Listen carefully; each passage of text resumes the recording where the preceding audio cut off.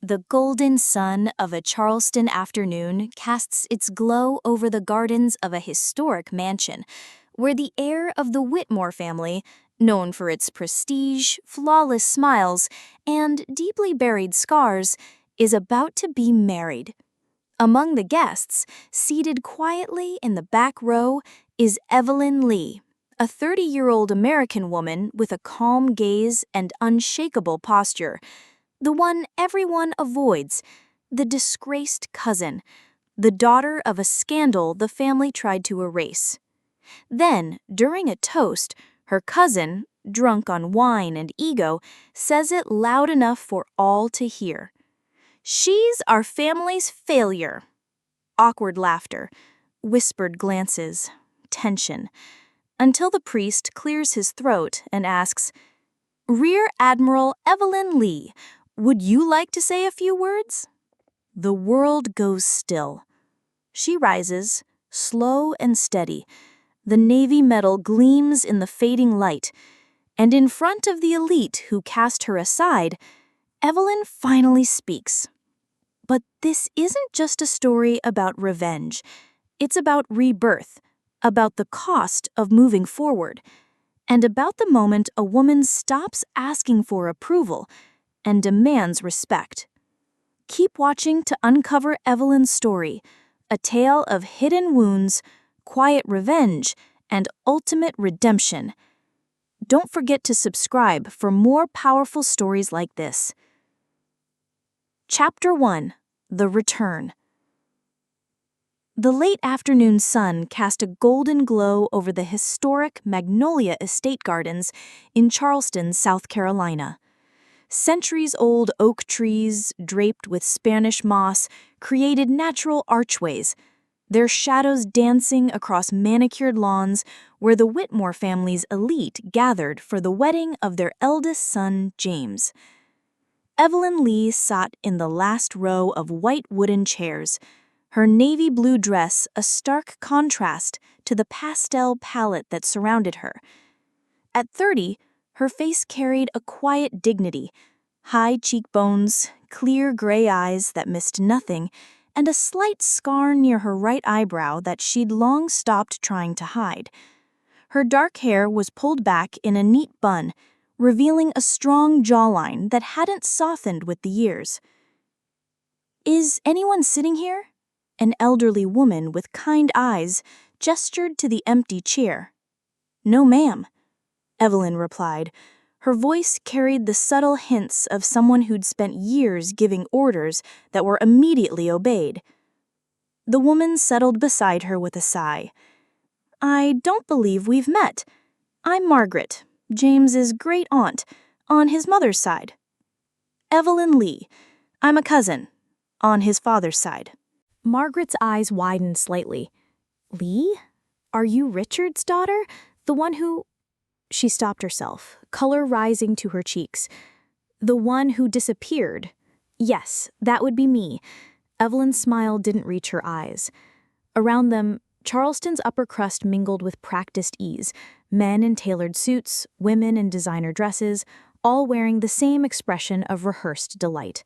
Evelyn recognized her Uncle Thomas, now silver-haired but still commanding the same space with his booming laugh. Her Aunt Patricia, thin as ever, lips permanently pursed in disapproval. Cousins who had grown taller, wider, older, but whose eyes still skittered past her as if she were invisible. The ceremony proceeded with Southern precision. James stood at the altar looking every inch the Whitmore heir, confident, entitled, handsome in the shallow way that fades with the first gray hair. His bride, Catherine, was radiant in white lace, her smile genuine enough to suggest she hadn't yet learned what it meant to join this family. As vows were exchanged, Evelyn's mind drifted to 18 years earlier, the night she left this world behind, the screaming match with her father, the ultimatum, the bus ticket to Annapolis purchased with babysitting money she'd saved for months, the rain soaking through her jacket as she walked away from the only home she'd known, carrying nothing but a backpack and the crushing weight of being labeled the problem child. "I now pronounce you husband and wife." Applause erupted around her, pulling Evelyn back to the present. She clapped politely, watching as the newlyweds proceeded down the aisle accepting congratulations. James's eyes landed on her for a fleeting moment, recognition, surprise, then deliberate indifference passing across his face in quick succession. The reception was held in the estate's grand ballroom, crystal chandeliers reflecting off polished marble floors. Evelyn found herself at a table far from the head table, surrounded by distant relatives and friends who weren't quite important enough to merit premium seating. "So, what do you do, Evelyn?" asked a middle-aged man who'd introduced himself as Catherine's uncle. Before she could answer, a voice cut in from behind. "She's our family's little secret," slurred her cousin Robert, champagne sloshing in his glass as he steadied himself against her chair. "Daddy's girl, until she wasn't, ran away to join what was it again, Evie? The circus?" "The Navy," Evelyn replied calmly, not turning to look at him. Robert laughed too loudly. "Right, playing sailor while the rest of us were building careers. Tell me, cousin, what rank did you make it to? Cabin girl? Ship janitor?" A few uncomfortable chuckles rippled through the nearby tables. Evelyn remained silent, her posture unwavering. God, look at her, so serious. Robert raised his glass, addressing the tables around them. "Ladies and gentlemen, meet the Whitmore family failure, the cautionary tale we tell our children." A hush fell over the room. Even the string quartet seemed to falter. From the head table, Uncle Thomas half rose, his face darkening. But before he could intervene, the wedding officiant, a silver-haired Episcopal priest with kind eyes, stepped to the microphone. "Before we continue with the festivities," he said, his voice gentle but carrying, "I understand we have a distinguished guest with us today." He consulted a small card in his hand. "Would Rear Admiral Evelyn Lee of the United States Navy honor us with a few words?" The silence deepened. Heads turned, whispers cascaded through the room like falling dominoes. Evelyn felt the weight of every eye upon her. Her heart pounded against her ribs, but her hands remained steady, hands that had guided ships through storms, signed orders that sent men and women into danger, hands that had pulled drowning sailors from raging seas. Slowly she stood. The small gold oak leaf clusters on her dress uniform cuffs caught the light as she smoothed her napkin and placed it beside her plate. Her path to the microphone seemed miles long, each step echoing against the marble floor. Robert had gone pale, his smugness evaporating like morning dew. Uncle Thomas's mouth hung slightly open. Aunt Patricia clutched her pearl necklace so tightly the string might snap. As Evelyn reached the microphone, she paused. 12 years of military discipline had taught her the power of silence, how to let it stretch until it became a presence of its own. She surveyed the room, meeting the eyes of those who had once known her as the rebellious teenager, the disappointment, the girl who would never amount to anything. "Thank you, Father Collins," she said, her voice clear and measured. "It's been a long time since I've been in this house, a long time since I've seen many of your faces." She drew a breath, feeling the weight of her journey, from the scared 18-year-old running away in the rain to the officer who commanded hundreds, from the girl who cried herself to sleep in barracks to the woman who stood tall during typhoons. "I have a story to tell you all, not about ships or wars or faraway ports, but about a different kind of journey, one that began right here in Charleston, on a night much like this one, 15 years ago." What journey took Evelyn from family outcast to decorated naval officer? What secrets lie beneath the polished veneer of the Whitmore family? And what will happen when Evelyn finally speaks her truth to those who silenced her? If this story resonates with you, if you've ever been underestimated, overlooked, or labeled as less than, then join our community of storytellers and truth seekers. Subscribe to our channel for powerful narratives that remind us all our worth is never determined by those who failed to see it. Click that subscribe button now to never miss a chapter in stories that honor resilience, courage, and the power of coming home on your own terms. Chapter 2. The Revelation. The ballroom had fallen so silent that the soft clink of ice in water glasses sounded like breaking glass. Evelyn stood at the microphone, her posture military straight, yet somehow not rigid, the stance of someone comfortable in their own authority. 15 years ago, she began, her voice steady, I stood in the study of this very house, facing my father and uncle. I was 18, had just been accepted to the Naval Academy with a full scholarship, and I needed my father's signature on the forms.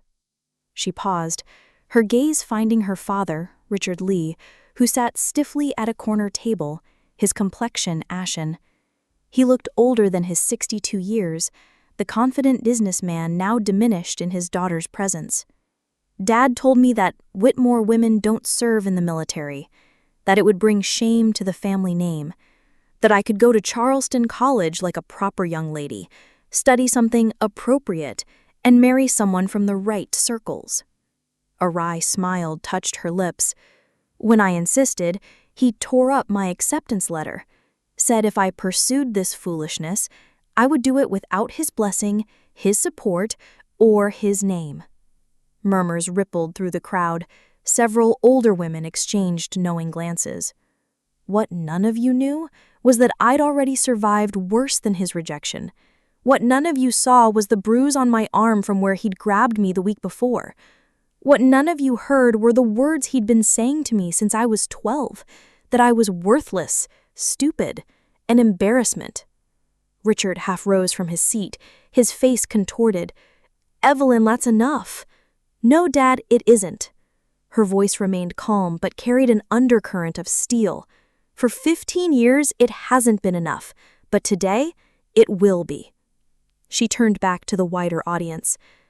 I left that night in a thunderstorm with $200 to my name. I stayed with my high school chemistry teacher for 3 weeks until I could arrange housing near Annapolis. I worked nights as a waitress to cover expenses the scholarship didn't. And yes, I cried myself to sleep many nights, wondering if he was right, if I truly was the family failure. Evelyn's eyes swept the room, taking in the uncomfortable shifting, the averted gazes, the few compassionate faces among the judgmental ones. But here's what failure taught me. It's survivable. And here's what the Navy taught me. There are many kinds of families. I found mine in squadrons and on ships, and officers who saw potential where my blood relatives saw only deficiency. She reached for a glass of water, taking a small sip before continuing. The late afternoon sun streamed through the tall windows, catching the silver threads in her service ribbon, illuminating her face in a way that accentuated both her strength and vulnerability. I worked twice as hard as anyone else, graduated in the top 5% of my class, earned my wings, flew combat missions over 3 conflict zones, commanded a destroyer by 35, and last year became one of the youngest rear admirals in recent naval history. She set the glass down, her fingers lingering on its edge. But that's not why I'm here today. The atmosphere in the room changed, tension coiling tighter. I'm here because 6 months ago, I received a letter from my cousin Amanda. Evelyn nodded toward a young woman in her early 20s who sat near the back, tears streaming down her face. She wrote to tell me that she was considering running away, just like I had. That her father, my dear Uncle Thomas, had been emotionally abusing her for years, that she couldn't take it anymore. Thomas Whitmore shot to his feet. This is outrageous! You come to my son's wedding and spread these lies? They're not lies, Dad, Amanda said, her voice small but clear. Every word is true. Thomas's wife, Patricia, grabbed his arm, trying to pull him back into his seat, her face a mask of humiliation. Amanda asked me if I had any advice, if running away had been worth it, if I'd found happiness, And most importantly, if there was any way to heal without cutting ties with everyone she loved. Evelyn stepped away from the microphone, walking slowly toward Amanda. The young woman rose, and Evelyn took her hands. I told her what I wish someone had told me, that her worth isn't determined by their approval, that she deserves to be safe, respected, and loved, and that sometimes the bravest thing isn't leaving, it's staying and speaking truth, even when every instinct tells you to run. She turned back to the gathering, still holding Amanda's hand. So I came back not for revenge or to cause a scene at James's wedding. I came to support Amanda as she finds her voice, to face the family that thought silence was preferable to honesty, and to say to anyone else suffering in this room, you are not alone. Catherine, the bride, had tears streaming down her face. James looked stunned, his eyes darting between his new wife, his cousin Amanda, and his father. The Whitmore family has a problem, Evelyn stated, her voice now carrying to every corner of the ballroom. And it's not me, or Amanda, or any of the other family members who've been pushed aside for being difficult. The problem is a legacy of emotional abuse disguised as tradition, of control masked as concern, of appearances valued above actual well-being. Richard Lee stood up, his chair scraping loudly against the floor. I will not sit here and be lectured by my daughter about family values when she abandoned hers. Evelyn met his gaze steadily. I didn't abandon my values, Dad. I found them. There's a difference. An unexpected voice cut through the tension. James's grandmother, Eleanor Whitmore, the family matriarch at 87, rose shakily from her seat near the head table. Richard, Thomas, sit down, she commanded, her frail voice somehow carrying the weight of decades of authority. The brothers complied immediately. Eleanor made her way slowly to where Evelyn and Amanda stood, aided by a carved wooden cane. Her wrinkled hands reached for both younger women. My granddaughter speaks the truth, she said, her voice wavering but determined. I've watched for too long as this family has perpetuated cycles of cruelty. I said nothing when Richard drove Evelyn away. I remained silent when Thomas began treating Amanda the same way. She looked around the room, her pale blue eyes sharp with clarity. My silence makes me complicit, and at my age, one becomes very aware of the limited time left to right one's wrongs. The quartet began playing softly in the background, a gentle melody that seemed to provide a soundtrack to this unexpected family reckoning. Outside, the Charleston sky had begun to shift toward evening, painting the ballroom in hues of amber and rose. Eleanor turned to Father Collins, who had been watching the scene unfold with compassionate eyes. Father, I believe what this wedding needs isn't more champagne or dancing, but healing, real healing. The priest nodded, stepping forward. The church has always been a place for new beginnings. Perhaps today can mark one for the Whitmore family.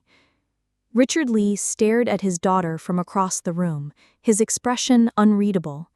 Thomas had buried his face in his hands.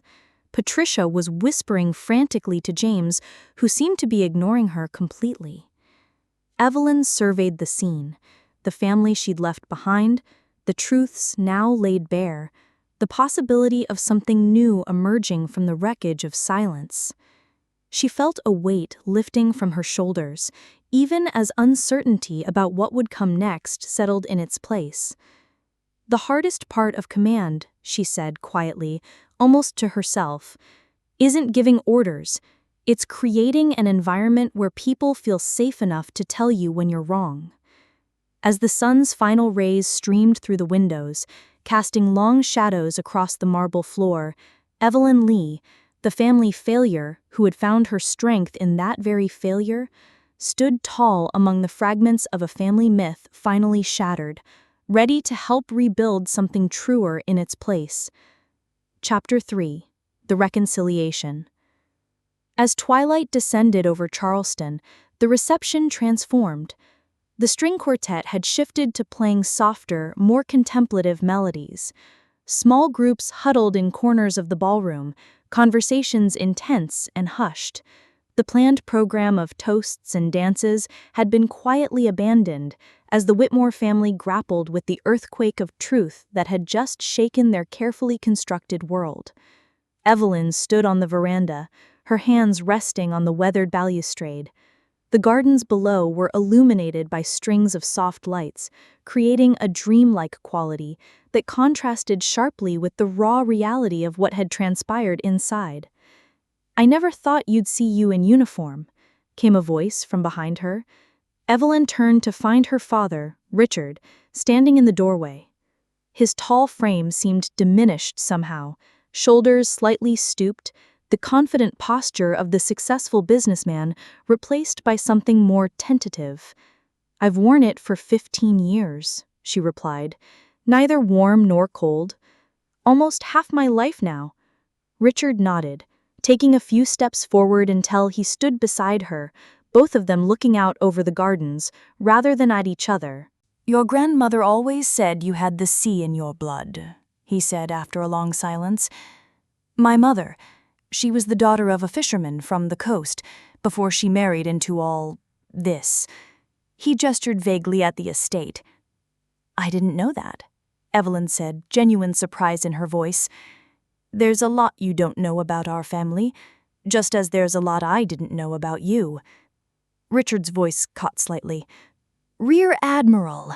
I had to look it up, to understand what it meant. 2 stars, at your age." A pause. "That's remarkable." Evelyn studied her father's profile in the fading light.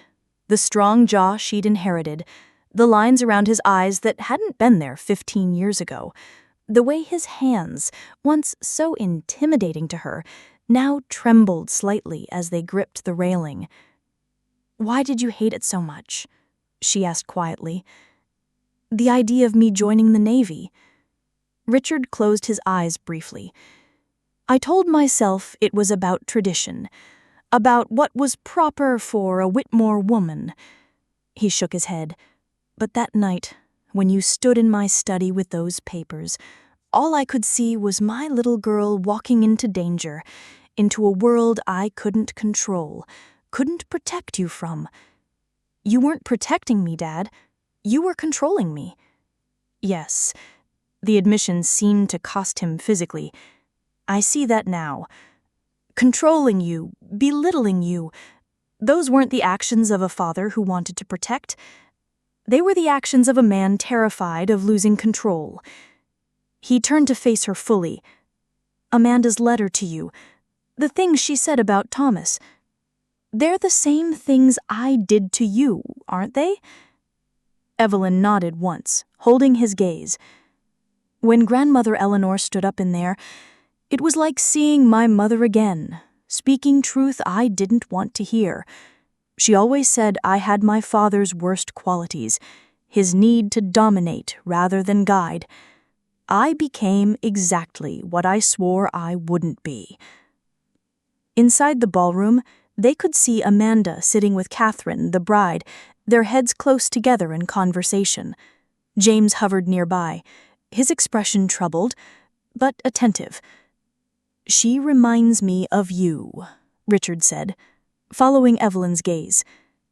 "The same determination, the same fire. She deserves better than what I got." "Yes, she does." Richard straightened his shoulders. "We all deserved better, including you." The door to the veranda opened again, and Eleanor Whitmore appeared, accompanied by Father Collins, who supported her elbow. The elderly woman moved with deliberate steps until she reached them. "My Richard, always so stubborn, so afraid of vulnerability." She turned to Evelyn. "And my brave girl, the strength of our bloodline made manifest." Evelyn felt a lump form in her throat. "Grandmother, No, child, let an old woman speak while she still has breath to do so. Eleanor's eyes were clear and sharp despite her years. This family has been sick for generations. The men taught to hide their emotions behind cruelty, the women taught to suffer in silence. Well, I've had enough silence for one lifetime. She gestured for Father Collins to help her to a nearby bench, where she sat with regal posture.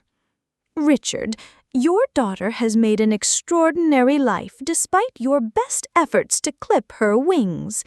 It's time you acknowledge that the failure in this family was never her. It was the poison we've passed down through generations. Richard's face crumpled, years of carefully maintained composure dissolving. Mother, I don't know how to fix this. You start by listening, really listening, to your daughter, to Amanda, to all the voices this family has silenced. Her gaze softened. And then, my son, you must do the hardest thing of all. You must change. Inside, the ballroom had grown quieter.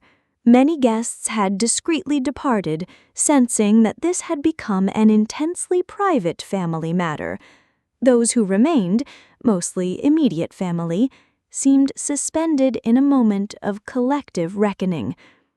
Thomas emerged onto the veranda, his face haggard. Amanda followed a few steps behind him, her posture suggesting both caution and newfound courage. Evelyn, Thomas said, his voice hoarse, I owe you an apology.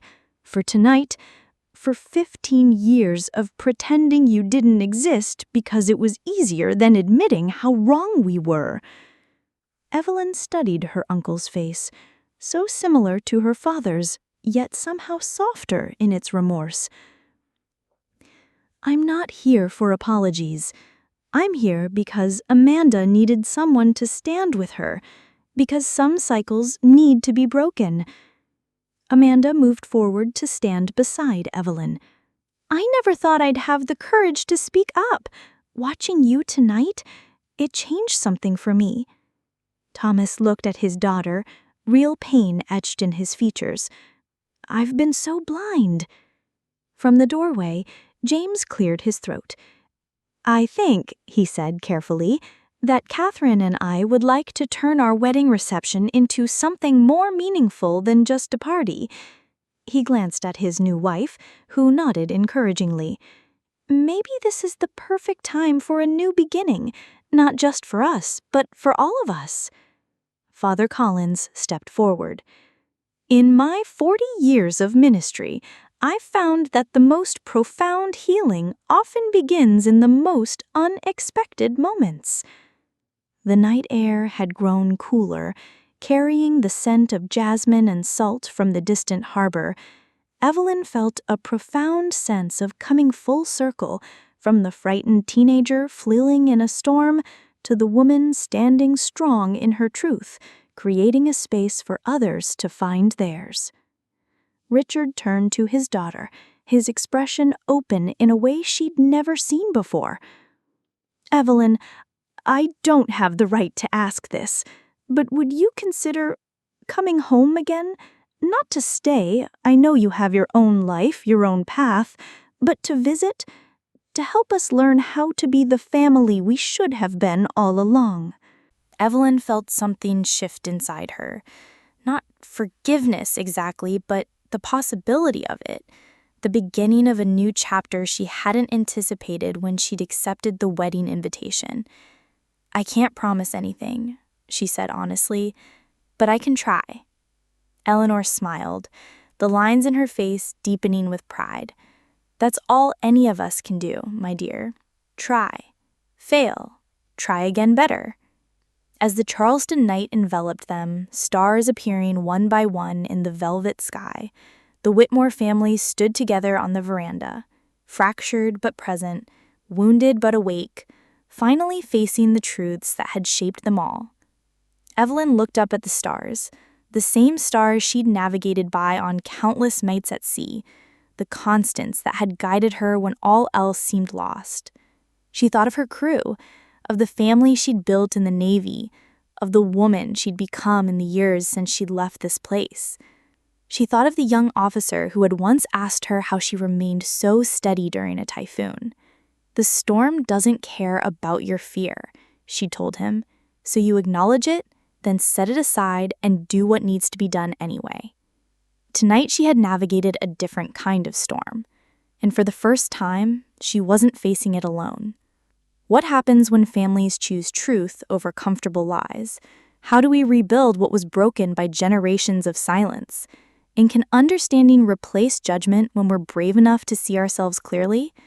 If this story has touched something in your own life, if you've struggled with family expectations, found strength in adversity, or longed for authentic connection, then our community is for you.